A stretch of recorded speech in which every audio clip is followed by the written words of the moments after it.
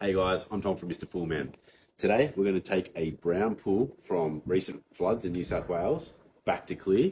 It's going to be a bit of a step-by-step process, but we'll start today by adding some chemicals, cleaning up the surrounds, the pump equipment, checking that, taking the cleaner out, a few bits and pieces, so come with me.